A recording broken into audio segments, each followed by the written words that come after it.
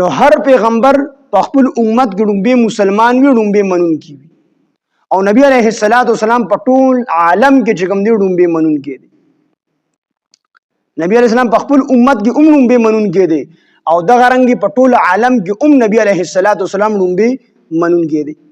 ترمذی شریف کی حدیث تھی حضرت ابو هريره رضی اللہ عنہ فرمائی چې د نبی علیه الصلاۃ والسلام نه ابو هريره رضی الله عنه تاسو کو چې د الله پیغمبر ته د کله نه پیغمبري نو نبی علیه الصلاۃ والسلام ورته پلندو جواب ورنه کوته فرمایل وی كنت نبيا وآدم بين الروح والجسد د هغه وخت نه نبی ما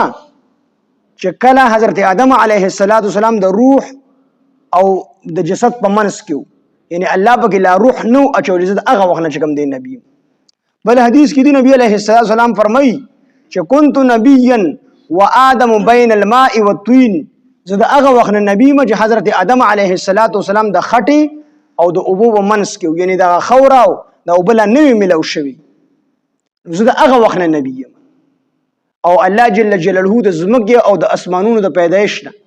2000 کاله مخکې د سوره یاسین او سوره طه تلاوت او فرمایو نو په سوره یاسین کې څه فرمایل وانک لمن المرسلین او بشک پیغمبر ته درالېګل شو پیغمبرانو نه نو 2000 کاله مخکې سوره یاسین تلاوت الله جل جلاله په خپل باندې فرمایلی دي نو 2000 کاله مخکې ته الله فرمایلی دي چې ته د پیغمبرانو نه نبی علیہ السلام ته وی ته د پیغمبرانو نه یو پیر حضرت جبرئیل علیہ السلام نبی علیہ السلام ته نوم واغست جبرئیل علیہ السلام ته عرض وکړ د الله پیغمبر ګورستانه ډیر زیات بشر ما او ته ما ته نوم اخلي نو نبی علیہ السلام ته پر ملته سومره مشالي نو هغه ورته یو ستوري ښکارا کیږي یو ستوري پیدا شوم یو ستوري وو او دغه ستوري او 1000 کاله پس د ښکارا کې دوبه او ما په خپل ژوندۍ کې دغه ستوري 2 او یا پیری لیدلې جبرئیل علیہ السلام ته فرمایل نبی علیہ السلام ته فرمایل دغه ستوري ته پته دا سوق دغه ستوري زو نو نبی علیہ السلام چې دی نو دا په ټول عالم کې اول منون کې دی په خپل امت کې هم اول منون کې دی او په ټول عالم کې اول منون کې دی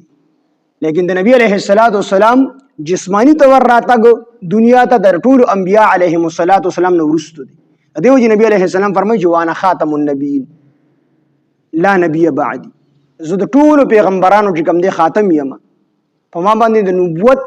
سلسله چې کوم دی دا پوره شوی دا ختم شوی دا زمانه پس بل پیغمبر نشته دی نو جسمانی تور نبی علیہ السلام د ټول انبیاء علیهم السلام نو ورستو راغلی دی روحانی تور د ټول عالم نه مخکې الله جل جلاله پیدا کړی